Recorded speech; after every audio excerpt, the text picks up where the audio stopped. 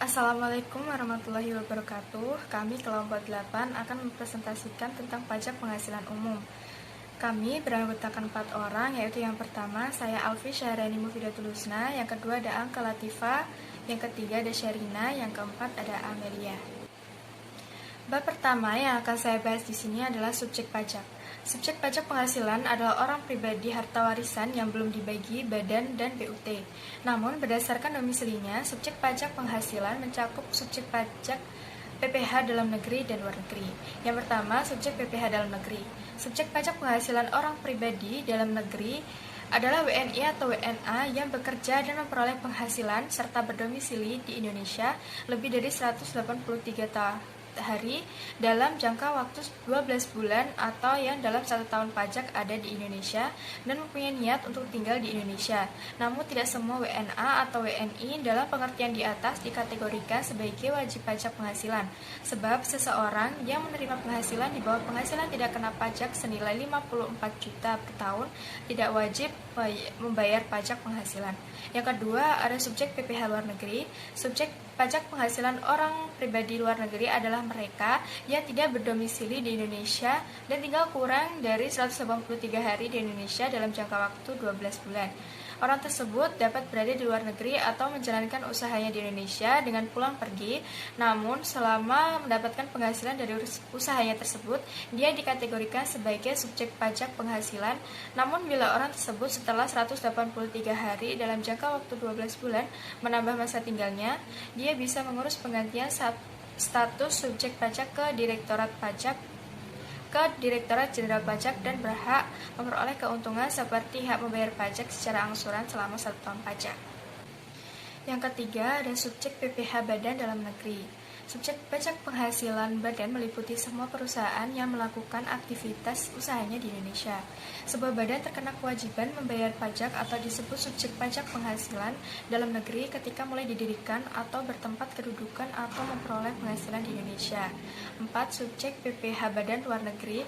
Subjek pajak penghasilan badan luar negeri adalah badan yang tidak berkedudukan atau didirikan di Indonesia tetapi menjalankan aktivitasnya dan memperoleh penghasilan di Indonesia. 5. Subjek pajak penghasilan warisan. Warisan yang belum dibagi dikategorikan sebagai subjek pajak penghasilan jika berpotensi menjadi penghasilan. Salah satu contohnya adalah warisan berupa properti, bisa rumah, ruko, kantor, gudang, dan lain sebagainya yang disewakan. 6. Subjek pajak penghasilan badan usaha tetap. Badan usaha tetap atau BUT adalah aset berupa tanah, gedung, mesin, peralatan, gudang, dan komputer atau agen elektronik atau peralatan otomatis yang dimiliki, disewa, atau digunakan oleh penyelenggara transaksi elektronik untuk menjalankan aktivitas usaha melalui internet. Untuk bab yang kedua, yaitu objek pajak. Objek pajak adalah penghasilan atau tambahan kemampuan ekonomis yang diterima wajib pajak. Penghasilan itu berasal dari Indonesia maupun luar Indonesia. Objek pajak digunakan untuk konsumsi atau untuk menambah kekayaan wajib pajak yang bersangkutan. Bentuknya dengan nama atau bentuk lain apapun berikut merupakan objek pajak. Yang pertama, penggantian atau imbalan berkenaan dengan pekerjaan atau jasa yang diterima atau diperoleh, termasuk gaji, upah, tunjangan, honorarium, komisi, bonus, gratifikasi, uang pensiun, atau imbalan dalam bentuk lainnya, kecuali ditentukan lain dalam Undang-Undang Pajak Penghasilan. Yang kedua, hadiah dari undian atau pekerjaan atau kegiatan maupun penghargaan. Ketiga, laba usaha. Yang keempat, keuntungan karena berjualan atau pengalihan harta, termasuk yang berikut ini, yaitu keuntungan karena pengalihan harta kepada perseroan, persekutuan, dan badan lainnya sebagai penggantian saham atau penyertaan modal. Selanjutnya ada keuntungan karena pengalihan harta kepada pemegang saham, sekutu atau anggota yang diperoleh perseroan, persekutuan, dan badan lainnya. Lalu selanjutnya ada keuntungan karena likuidasi, penggabungan, peleburan, pemekaran, pemecahan, pengambil alihan usaha, atau reorganisasi dengan nama dan dalam bentuk apapun. Selanjutnya, ada keuntungan karena pengalihan harta berupa hibah, bantuan, atau sumbangan, kecuali yang diberikan kepada keluarga sedarah dalam garis keturunan lurus 1 derajat dan badan keagamaan, badan pendidikan, badan sosial termasuk yayasan, koperasi, atau orang pribadi yang menjalankan usaha mikro kecil. Ketentuannya diatur lebih lanjut dengan Peraturan Menteri Keuangan sepanjang tidak ada hubungan dengan usaha, pekerjaan, kepemilikan, atau penguasaan di antara pihak-pihak yang bersangkutan. Selanjutnya, keuntungan karena penjualan atau pengalihan sebagian atau seluruh hak penambangan tanda turut serta dalam pembiayaan atau permodalan dalam perusahaan pertambangan. Selanjutnya, penerimaan kembali pembayaran pajak yang telah dibebankan sebagai biaya dan pembayaran tambahan pengembalian pajak. Selanjutnya, bunga yang termasuk premium, diskonto, dan imbalan karena jaminan pengembalian utang. Selanjutnya, ada dividen dalam nama dan bentuk apapun, termasuk dividen hasil perusahaan asuransi terhadap pemegang polis dan pembagian hasil sisa uang koperasi. Selanjutnya ada royalti atau pengembalian atas penggunaan hak, sewa atau penghasilan lain dengan penggunaan harta, penerimaan atau perolehan pembayaran berkala. Sedangkan yang dikecualikan dari objek pajak adalah 1. Bantuan atau sumbangan. 2. Harta hibahan yang diterima oleh keluarga sedarah dalam garis keturunan lurus 1 derajat, badan keagamaan, badan pendidikan, badan sosial. 3. Warisan. 4. Harta yang termasuk setoran tunai diterima oleh badan. 5. Penggantian atau imbalan sehubungan dengan pekerjaan atau jasa yang diterima atau diperoleh dalam bentuk natura dan atau kenikmatan dari wajib pajak atau pemerintah. 6. Pembayaran dari perusahaan asuransi kepada pribadi seperti asuransi jiwa, asuransi kesehatan, asuransi kecelakaan, asuransi dwiguna, dan asuransi beasiswa. Dividen atau bagian laba yang diterima atau diperoleh perseroan terbatas sebagai wajib pajak dalam negeri, koperasi, badan usaha milik negara, atau badan usaha milik daerah dari penyertaan modal pada badan usaha yang didirikan dan bertempat kedudukan di Indonesia dengan syarat dividen berasal dari cadangan laba yang ditahan. Kedelapan, iuran yang diterima atau diperoleh dari dana pensiun yang telah disahkan oleh Menteri Keuangan, baik yang dibayar oleh pemberi kerja maupun pegawai. Kesembilan, penghasilan dari modal yang dihasilkan oleh dana pensiun sebagaimana yang disebut dalam nomor sebelumnya dalam bidang-bidang tertentu yang ditetapkan oleh Menteri Keuangan. 10. Bagian laba yang didapat dari anggota perseroan komanditer yang modalnya tidak terbagi atas saham-saham, persekutuan, perkumpulan firma, dan kongsi, termasuk pemegang unit penyertaan kontrak investasi kolektif. 3. Rumus hitung pajak penghasilan terutang. Rumus tarif untuk wajib pajak orang pribadi antara lain, tarif pajak penerima penghasilan atau wajib pajak yang memiliki NPWP. Yang pertama adalah 5% dari penghasilan kena pajak untuk penghasilan hingga 50 juta per tahun. Yang kedua, 15% dari penghasilan kena pajak untuk penghasilan di atas 50 juta sampai 250 juta per tahun. Yang ketiga, 25% dari penghasilan kena pajak untuk penghasilan di atas 250 juta hingga 500 juta per tahun. Yang keempat, 30% dari penghasilan kena pajak untuk penghasilan di atas 500 juta per tahun. Yang kelima, yaitu perhitungan yang sudah saya jelaskan tadi, hanya berlaku untuk wajib pajak yang sudah memiliki NPWP. Wajib pajak tanpa NPWP harus membayar tarif 20% lebih tinggi dari yang wajib dibayarkan pemilik NPWP. Yang selanjutnya yaitu terdapat tabel lapisan penghasilan kena pajak dan cara menghitung penghasilan neto. Penghasilan neto bagi tiap jenis usaha dihitung dengan cara mengalihkan angka persentase norma penghitungan penghasilan neto dengan peredaran bruto atau penghasilan bruto dari kegiatan usaha atau pekerjaan bebas dalam 1 tahun pajak. Dalam menghitung besarnya pajak penghasilan yang terutang oleh WPOP sebelum dilakukan penerapan tarif umum pajak penghasilan, terlebih dahulu dihitung penghasilan kena pajak dengan mengurangkan penghasilan tidak kena pajak dari penghasilan neto tersebut. Selanjutnya adalah depresiasi dan amortisasi. Depresiasi adalah pengalokasian biaya penyusutan terhadap aktiva berwujud selama periode tertentu. Adapun periode tertentu yang dimaksud adalah rentang waktu yang diharapkan atas pemanfaatan aktiva tersebut. Hal ini perlu dilakukan karena pada dasarnya nilai aktiva berwujud mengalami fluktuasi ketika dibeli dan ketika dijual atau tidak lagi digunakan. Penghitungan depresiasi akan berpengaruh terhadap laporan keuangan, termasuk diantaranya adalah penghasilan kena pajak suatu perusahaan. Perhitungan depresiasi membutuhkan 3 komponen utama, yakni harga perolehan, taksiran umur ekonomis, dan taksiran nilai residu. Seperti contoh, Anda membeli sebuah bangunan sebesar 205 juta dan menjualnya 20 tahun kemudian. Adapun taksiran nilai residu jenis tersebut adalah 5 juta. Dengan demikian, besarnya depresiasi bangunan adalah di dalam kurung harga perolehan dikurangi taksiran nilai residu dibagi oleh taksiran umur ekonomis. 205 juta dikurangi 5 juta dibagi 20. 200 juta dibagi 20 sama dengan 10.000. Sebagai catatan, perhitungan depresiasi dapat dilakukan dengan berbagai metode. Contoh di atas merupakan penghitungan menggunakan metode garis lurus.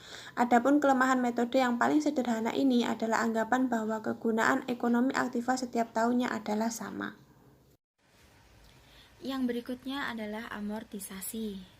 Amortisasi adalah penyusutan nilai aset tetap tidak berwujud selama periode tertentu atau masa ekonomisnya, tetapi tanpa adanya nilai residu. Jika aktiva tidak terwujud mempunyai masa ekonomis yang tidak terbatas, maka amortisasi tidak perlu dilakukan.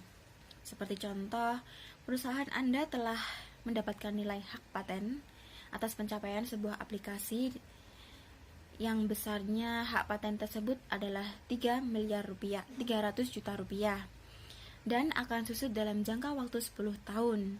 Dengan demikian, besarnya amortisasi hak paten per tahun adalah 300 juta dibagi 10, yaitu 3 juta rupiah. Amortisasi juga dapat didefinisikan sebagai cara pembayaran utang yang dilakukan secara bertahap dalam jangka waktu yang telah ditentukan. Permasalahan paling sederhananya adalah pembayaran bulanan atas cicilan kendaraan, pinjaman KPR, KTA, dan sebagainya.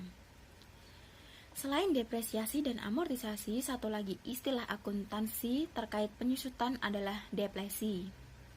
Secara umum, depresi memiliki kesamaan dengan depresiasi, yakni menurunkan manfaat ekonomi atas suatu aktiva berwujud.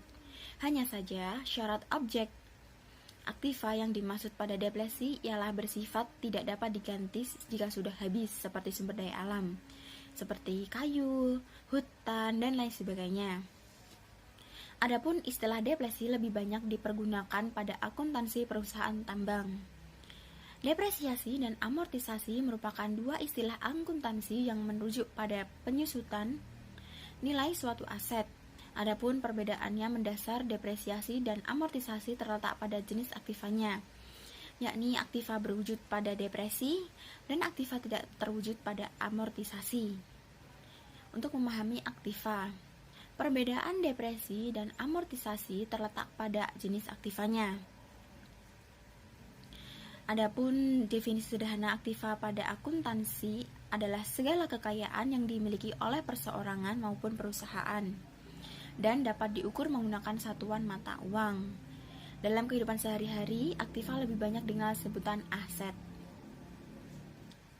Pengelompokan aktiva berdasarkan wujudnya terbagi menjadi dua, yakni aktiva terwujud atau disebut aktiva tetap dan aktiva tidak terwujud. Aktiva berwujud yakni aktiva yang berbentuk fisik dan dapat dilihat seperti bangunan, kendaraan, furniture, dan sebagainya.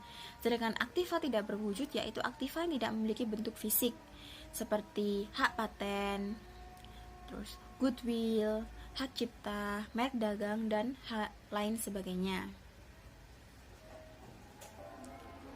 Penyusutan fiskal adalah penyusutan berdasarkan ketentuan Undang-Undang PPh. Perusahaan bisa saja menghitung penyusutan berdasarkan standar akuntansi komersial. Tetapi saat akan lapor SPT tahunan, maka penyusutan fiskal wajib dihukum dibuatnya. Dan jika ada selisih antara jumlah penyusutan fiskal dengan penyusutan komersial, maka dilakukan koreksi fiskal. Penyusutan adalah alokasi biaya perolehan suatu aktiva tetap selama masa manfaat, kecuali tanah. Sedangkan amortisasi adalah alokasi perolehan harta tidak terwujud selama masa manfaat. Penyusutan fiskal diatur pasal 11 Undang-Undang PPH, sedangkan amortisasi diatur di pasal 11A Undang-Undang PPH. Ringkasan pengaturan penyusutan fiskal yaitu penyusutan dimulai pada bulan dilakukannya pengeluaran, kecuali untuk harta yang masih dalam proses pengerjaannya. Penyusutannya dimulai pada bulan selesainya pengerjaan harta tersebut. Amortisasi dimulai pada dilakukannya pengeluaran. Baik penyusutan maupun amortisasi berakhir pada masa saat manfaat habis. Apabila terjadi pengalihan atau penarikan harta, maka dilakukan jumlah nilai sisa buku harta tersebut dibebankan sebagai kerugian atau disusutkan sekaligus. Jika dijual, maka harga dijual sebagai penghasilan lain-lain. Begitu juga jika mendapatkan penggantian asuransi. Pencatatan kerugian dapat disesuaikan dengan masa saat ada pengganti asuransi dengan syarat ada persetujuan dari kantor pajak. Masa manfaat aktiva tetap sesuai dengan kelompok aktiva tetap yang ditentukan oleh Menteri Keuangan. Metode penyusutan hanya ada dua, yaitu garis lurus atau straight line method dan saldo menurun atau double declining balance method. Bangunan hanya boleh menggunakan metode garis lurus. Baik, saya akan melanjutkan dari teman sebelumnya, menjelaskan mengenai penyusutan dan amortisasi. Sebelumnya telah dijelaskan mengenai pengertian dari penyusutan dan amortisasi. Dan selanjutnya adalah tarif penyusutan dan amortisasi seperti pada gambar berikut. Yang pertama adalah tarif penyusutan kelompok harta bukan bangunan. Kelompok 1, masa manfaatnya adalah 4 tahun. Garis lurusnya adalah 25% dan saldo menurunnya adalah 50%. Dan kelompok 1 ini biasanya adalah meliputi semua jenis usaha, pertanian, perkebunan, kehutanan, industri makanan dan minuman, transportasi dan perdagangan, dan industri semi konduktor. Kelompok 2, manfaatnya adalah 8 tahun. Garis lurusnya adalah 12,5% dan saldo menurunnya adalah 25%. Dan kelompok 2 ini meliputi semua jenis usaha, industri makanan dan minuman, industri mesin, perkayuan, kehutanan, konstruksi, transportasi dan pergudangan, dan telekomunikasi.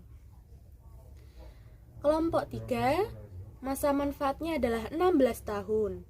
Garis lurusnya adalah 6,25% dan saldo menurunnya adalah 12,5%.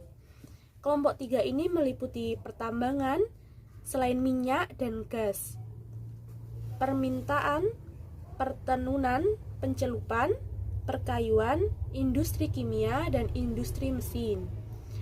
Kelompok 4, masa manfaatnya adalah 20 tahun.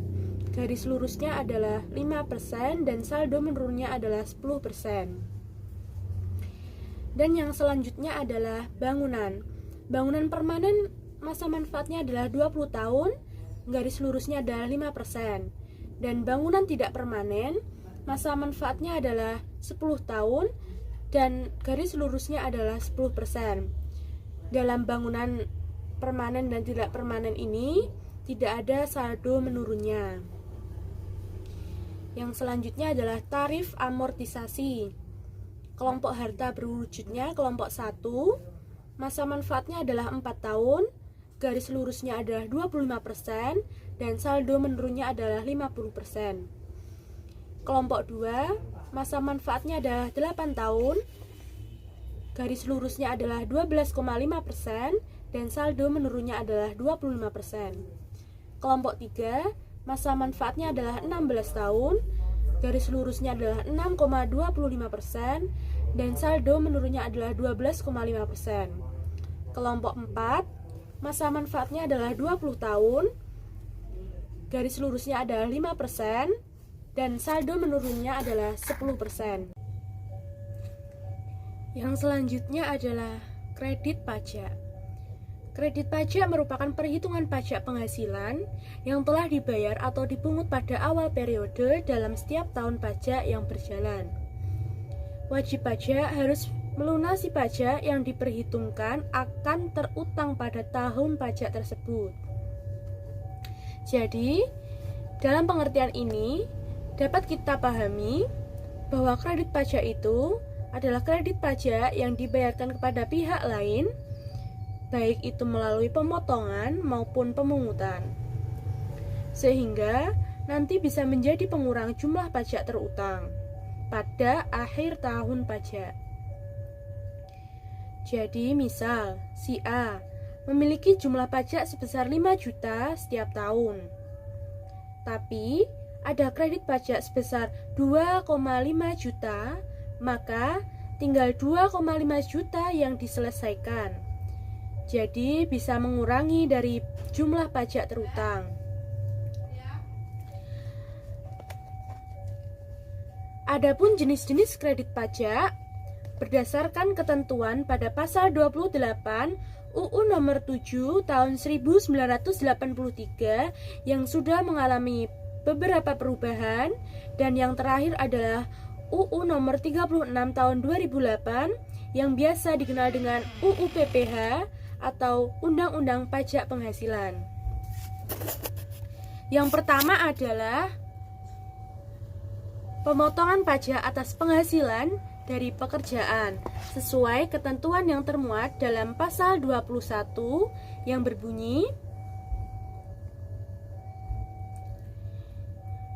pemotongan pajak atas penghasilan sehubungan dengan pekerjaan, jasa, atau kegiatan dengan nama dan dalam bentuk apapun yang diterima atau diperoleh wajib pajak orang pribadi dalam negeri. Yang kedua adalah pemungutan pajak atas penghasilan dari usaha sesuai dengan ketentuan yang termuat dalam pasal 22 yang berbunyi, pajak yang dikenakan pada badan usaha, baik milik pemerintah maupun badan usaha swasta, yang melakukan kegiatan ekspor dan impor. Pajak jenis ini memiliki tarif yang bervariasi dan bergantung dari pemungut serta objek dan jenis transaksi. PPh pasal 22 ini merupakan bentuk pungutan yang dilakukan satu pihak terhadap wajib pajak yang berkaitan dengan kegiatan perdagangan barang. Yang ketiga adalah pemotongan pajak atas penghasilan berupa bunga, dividen, royalti, sewa, dan imbalan lain sesuai ketentuan yang termuat dalam pasal 23 yang berbunyi, pajak yang dikenakan pada penghasilan atas modal, penyerahan jasa atau hadiah dan penghargaan selain yang telah dipotong PPh pasal 21. Umumnya, penghasilan jenis ini terjadi saat adanya transaksi antara pihak yang menerima penghasilan atau penjual atau pemberi jasa dan pemberi penghasilan.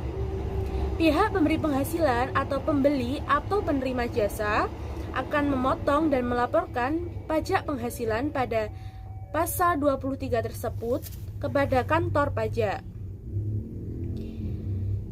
Yang keempat adalah pajak yang dibayar atau terutang di luar negeri sesuai ketentuan yang termuat dalam pasal 24 yang berbunyi,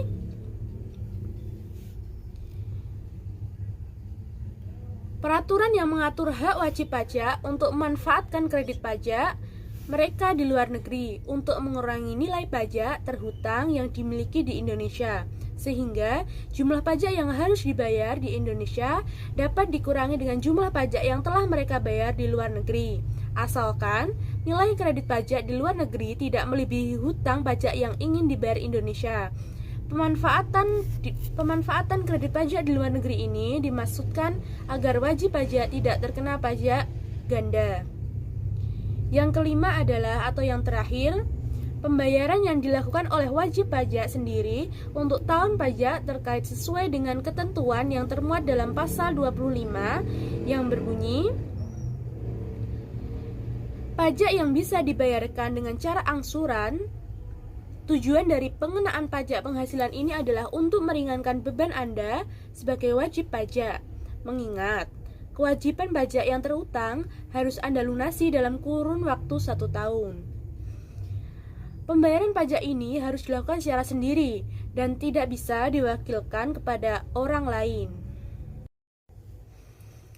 Jika pajak yang terutang dalam 1 tahun pajak jumlahnya lebih besar daripada kredit pajak, maka kekurangan pajak yang masih terutang wajib dibayarkan paling lambat pada akhir bulan ketiga setelah tahun pajak terkait berakhir, sebelum penyampaian SPT diajukan. Akan tetapi, jika pajak yang terutang dalam 1 tahun pajak jumlahnya lebih kecil daripada jumlah kredit pajak, maka kelebihan pembayaran pajak akan dikembalikan atau diperhitungkan dengan utang pajak yang lain. Ketentuan ini berdasarkan aturan yang termuat dalam pasal 20. Sekian penjelasan dari kelompok kami. Bila ada kurangnya ataupun salahnya, mohon diingatkan. Dan bila teman-teman ada yang ingin ditanyakan, silakan bertanya pada forum diskusi yang telah disediakan. Wallahul muwaffiq ila aqwamit thoriq. Wassalamualaikum warahmatullahi wabarakatuh.